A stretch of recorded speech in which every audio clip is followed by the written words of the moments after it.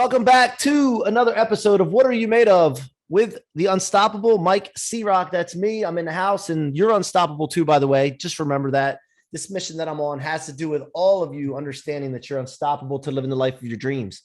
And whatever that means to you, but you got to know that you're unstoppable getting there. And today I have a guest. I had a conversation with him the other day and I'm like, look, man, you got to be on my show. We got to find out what you're made of. And David Brier is here to share with you what he's made of. He's the best-selling author of Brand Intervention and Google's #1 ranked rebranding expert.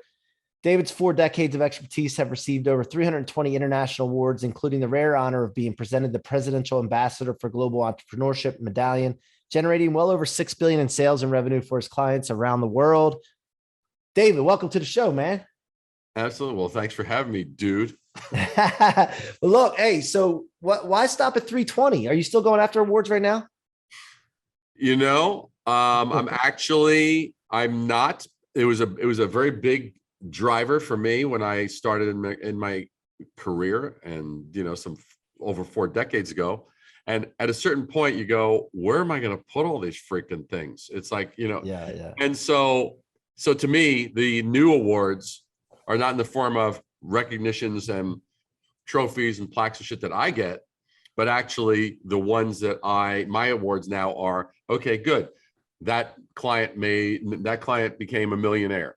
That client went from, like a $2 million company to a $10 million company. That client went from startup to billion. Those are my new awards. My new awards are in living form, walking, breathing around the planet. Love it, man. That's what happens, man. You start doing things for other people and it seems like it exasperates it. It gets bigger. And I love that. Who counted those awards for you, by the way? Did you keep count of those? Were you keeping score or did somebody else count them up for you? I'll be honest with you. What ended up happening was at a certain point, I started, there was a point at which we were like every year we'd get we'd win another 25 or 30 awards. And it was almost embarrassing. It was like, this is like ridiculous. And so I ended up just going to hell with it. At a certain point, I just was like, okay, that's fine. And then when we moved our offices, like about 6 years ago, we moved from our office that we had to the office you see behind me. And it was like, I was like, how many boxes of this stuff can this is ridiculous. It's like, I don't even know where to store it. I don't want to just like have shit in boxes. So that was where I basically was like, okay, enough on that. Let me just, that's nice proof. That's a nice legacy. That's nice credibility. Good. Now let me just keep proving it every day with my clients. That's it. My golf trophies, I kept winning them even into my 40s, and my wife would I'd put them on the trophy. I call it a trophy, the mantle. Yeah. And then I'd come home from work and it'd be gone. And I'd ask my son, where'd your mother put that trophy? She put it in the crawl space in the basement. I'm like, you got to be kidding me. Does she know what went into getting that thing? So anyway, let me get back on track here. We start the show every time, David, with the question, what are you made of? I would say that I'm basically made up of liquid lightning tempered by heart and empathy.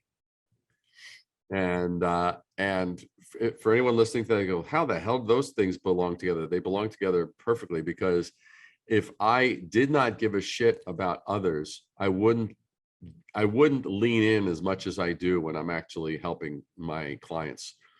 I'll call them any time of day or night, whatever I need to do, because they're all in all these different time zones and shit. And I'm like, hey, did you do blah, blah, blah, blah, blah? They're like, oh shit, I forgot that. So I lean in that much. That's the hard part. Now, for someone looking outside, looking, just saying, man, what is with him? It's like, he's like a freaking relentless, like Energizer bunny. I'm like, yeah, that's the heart in action, but it's the fire to like not allow them to get away with doing things in a compromised state, doing things into an average standard. That lets everybody down. And the bottom line is it's a lie. Anybody that's pitching any of us saying, just look to be a moderate success. It's like, they are your freak. That's your enemy. It is not your ally. Absolutely. And I noticed that you said liquid lightning instead of just lightning. Right. So why did you say liquid though? And by the way, this is an attention, guys, pay attention as I interview David here because he's very creative. I noticed that about him the first time I talked to him, and he's got an imagination and he uses that. And that's what's helped him get success. Well, I'm just speaking for you, but why did you say liquid? Well, the reason I said liquid is because, well, then it could fit in a bottle. Oh yeah, that's true. I guess so. Like lightning in a bottle. Yeah, I never thought of that before. And then I can cap it, you know, then I can brand it, then I can then it can fit on a shelf. And the great thing about liquid lightning is it doesn't have an expiration date. It does not require refrigeration, and it never and you can pass it along to others and their lives will get better too. Love it, man. I love it. All right. So David, take us back. Where did you grow up? Any catalytic moments as you were a kid or stories from being a kid that kind of guided you to where you are today? Well, Brooklyn, born in Brooklyn, raised in Queens, then a little bit of Long Island, and I started my career in Manhattan. Oh, that sounds like an LL Cool J song. I swear that sounds just like one of the verses in LL Cool J song.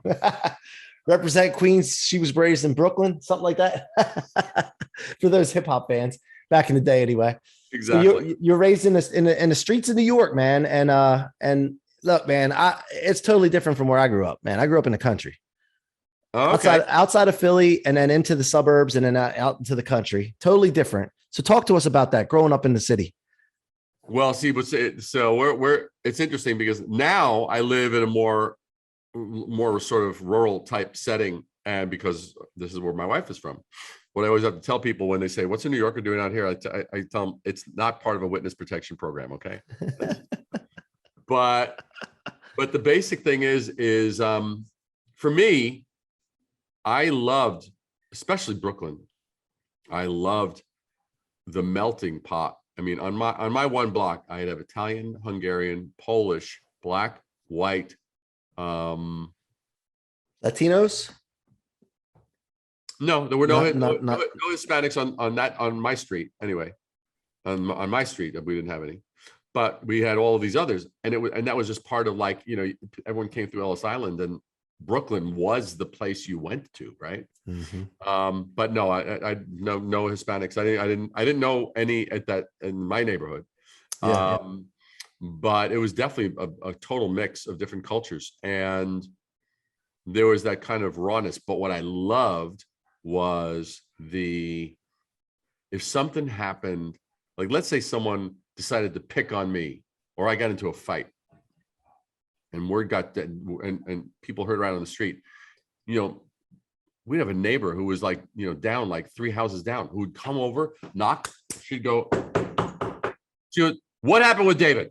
And it's like, and it wouldn't be, it's very interesting today. If you hear that today, everyone's like, "Oh, they're invading your privacy." Bullshit. This was a community.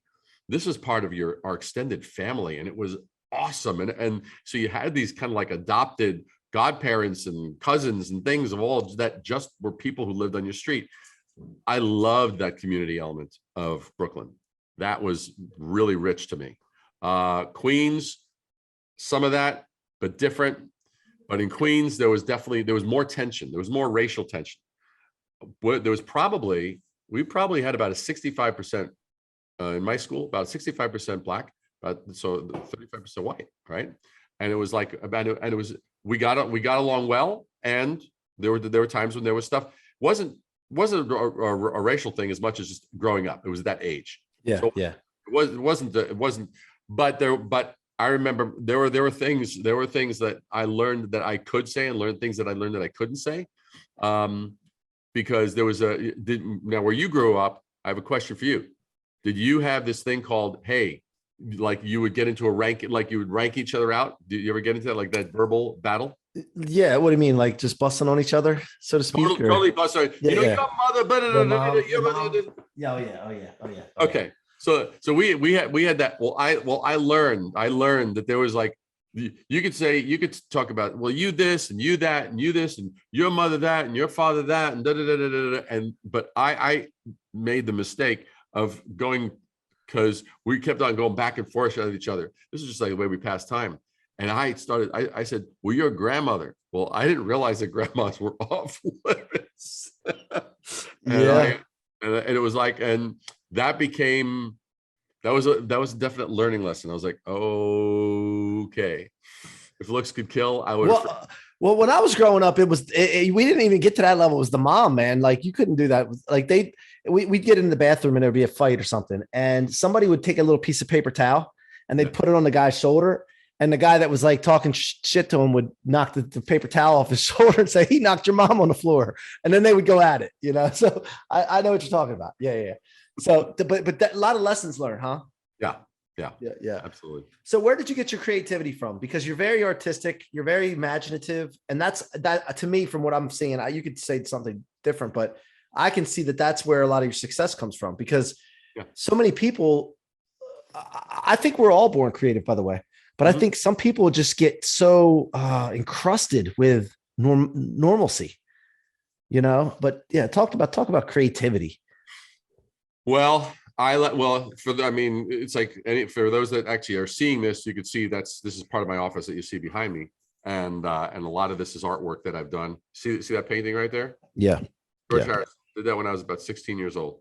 I always loved art. I loved music. I loved the smell of food. I loved all that stuff that was just part of what I grew up around. I did not have anybody around who was a good example of how to be a good entrepreneur. I had to learn on my own that one.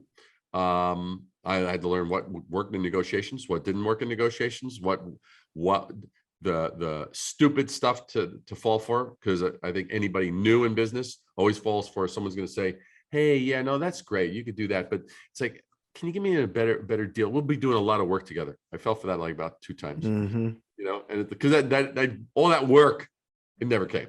Right. So I was like, so that was just their way of negotiating. And I'm like, no, actually, but I could definitely charge it. Then at this point, someone tries that. I say, well, I could actually charge you double. Yeah. And so, but creativity wise, I was always defiant. I was always looking for the different. I just like the stuff that just, for me, it was like, it's stuff that awakened me. You know, it's like if someone cooked something in a particular way and it smelled, you go, whoa, what was that? Or if someone, you know, delivered, you know, some great comedy and you go, that was freaking brilliant, how he connected those dots that no one saw coming, or an amazing musical performance, or going to galleries in New York City and seeing what an amazing piece of artwork or an incredible piece of sculpture. So I just dug stuff that made me stop in my tracks and just feel alive. I just love that. And that's the stuff that just is like going at the same pace and rhythm of everyday everything. That's a low bar. That serves nobody. And that's the thing that basically inspires me. I mean, it always cracks me up when my wife will watch me doodling while I'm talking to somebody, because I'll do these little doodles. Some people go, are you freaking kidding me? Because to them, it looks like this little masterpiece of artwork. And to me, it's just my way of passing the time in an enjoyable way. So. Yeah. And do you notice our perceptics, like paying attention to the smell you just said, right? Yeah. Listening to sound and really having an appreciation for it. Seeing color, like as soon as you came on, I was noticing your office. I see the hats back there, the color, right? And having an appreciation for that, but it wears off in a lot of cases for some people, right? And I don't know if it's you have to intentionally keep focused on having an appreciation for your perceptics, right? Whether it's smell, taste, like, and I don't know how many perceptics there are. There's probably a lot of them, but I'm not talking about just senses. There's over 50. There's over 50 some. Yeah. So you think that's something that people have to work on and continue to, and we can move into the business with this, because I think a lot of businesses suffer from this, not just person. Oh, without question. Why? I'll give you a perfect example. Why is it that you or I or anyone that's ever bought an iPhone and we get blown away when we slip off that case and that box is engineered flawlessly?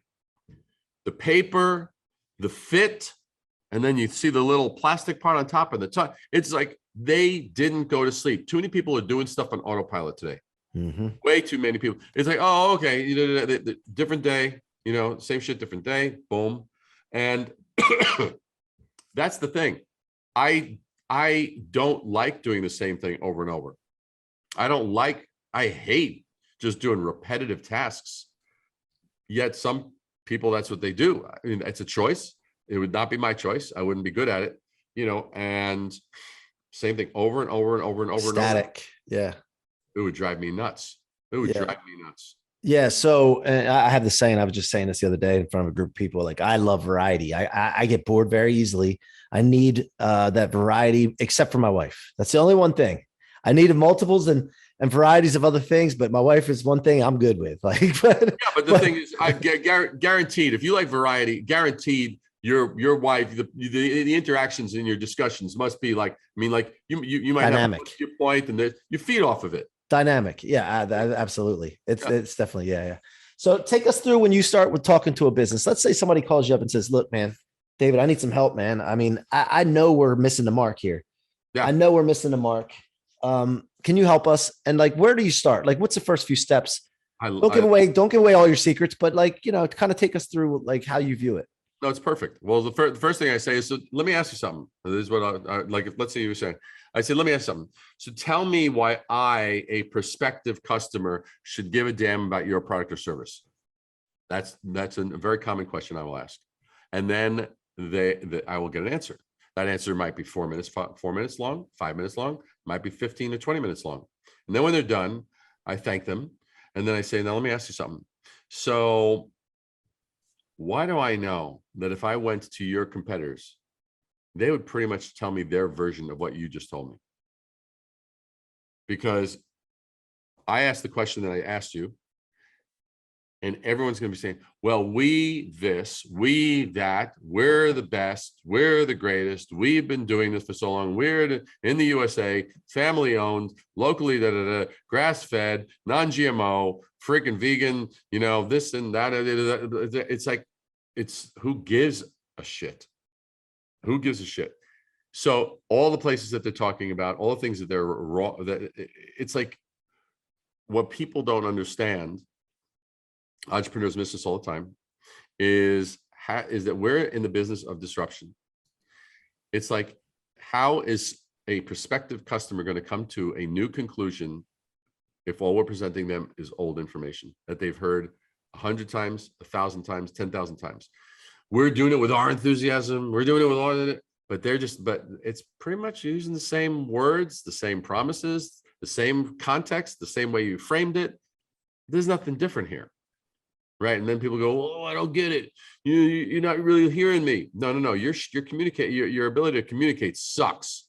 And from the standpoint of differentiating and branding, because branding, as I cover in my book, branding is the art of differentiation. Right. So we've got that.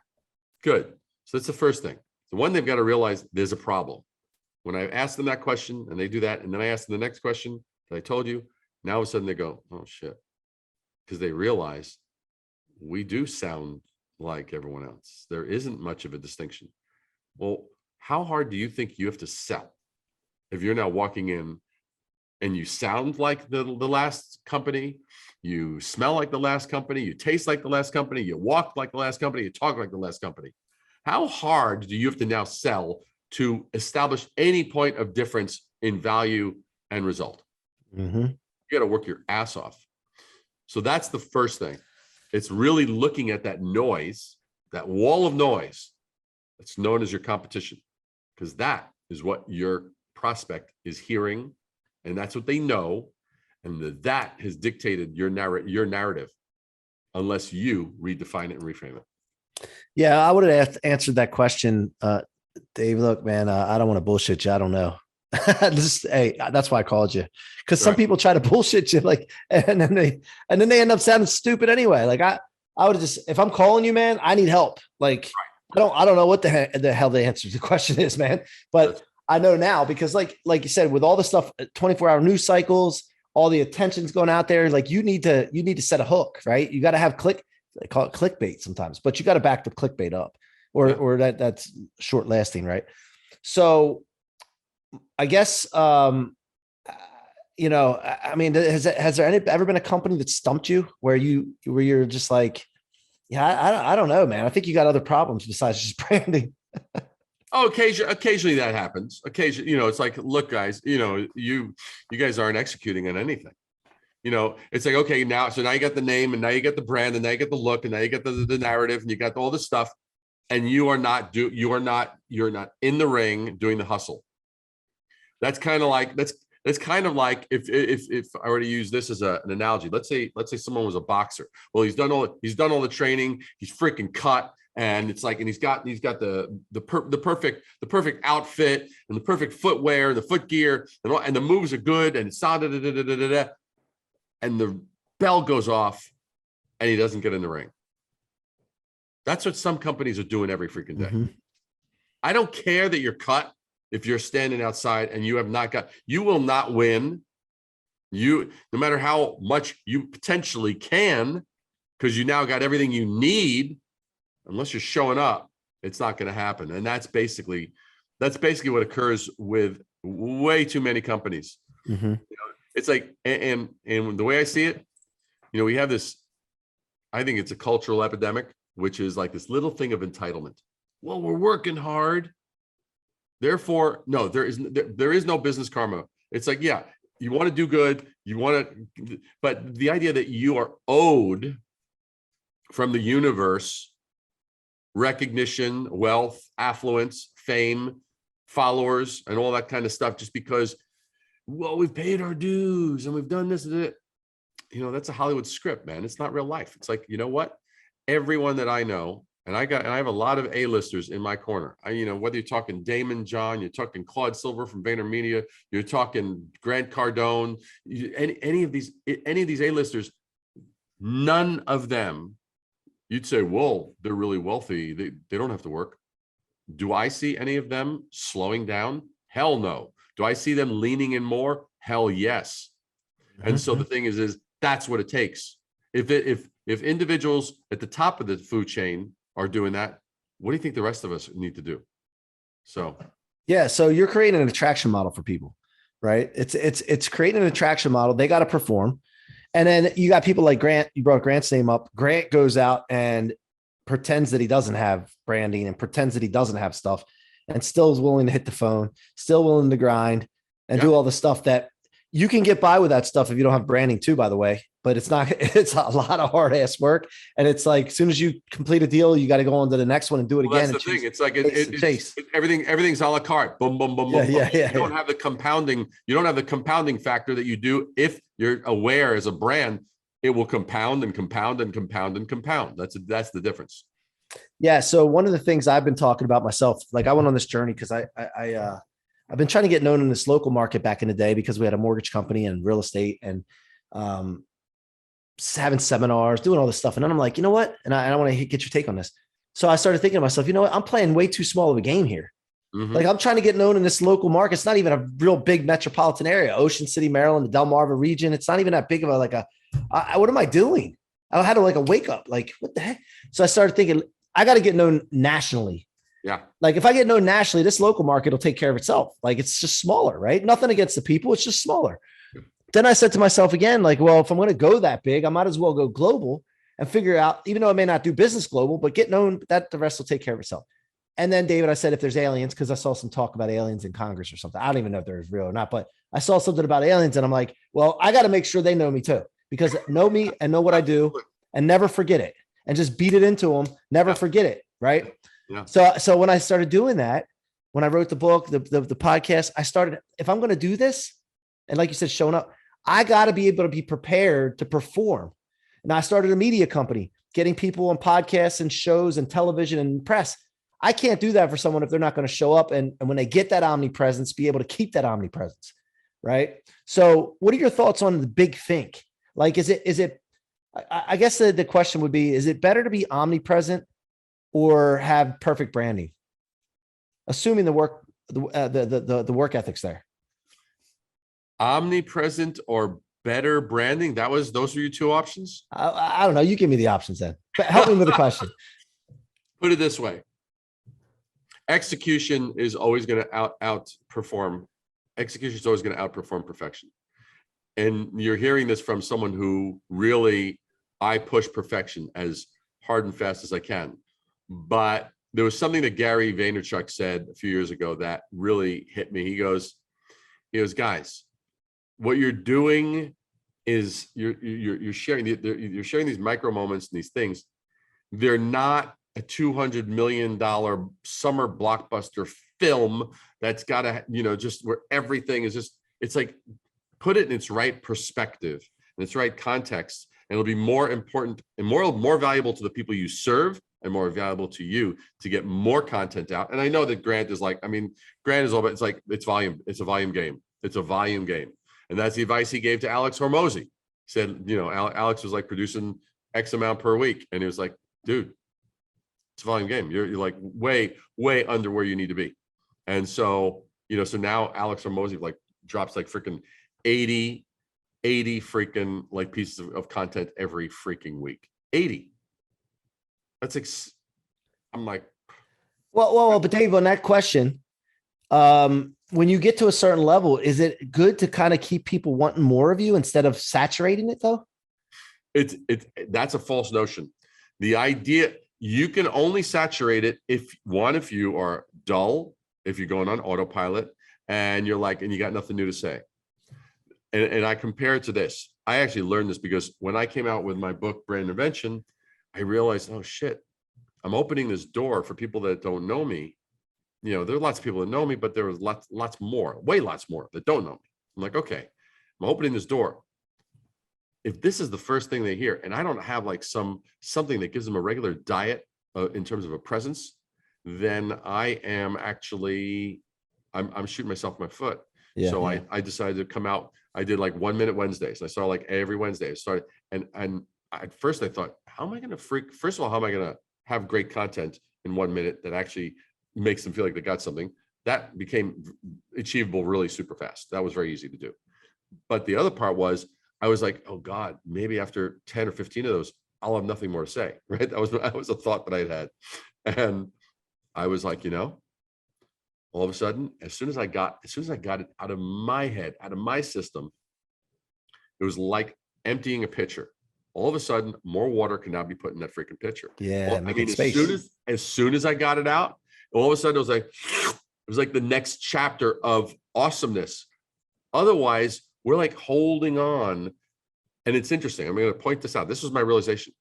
It's a scarcity mindset. If we're oh, maybe I should just do it in little bits and pieces so that way I don't blow my whole wad and this and that, the other. No, it actually is the opposite. And so, and it forces you to go, all right, I can't just be repeating the same old shit.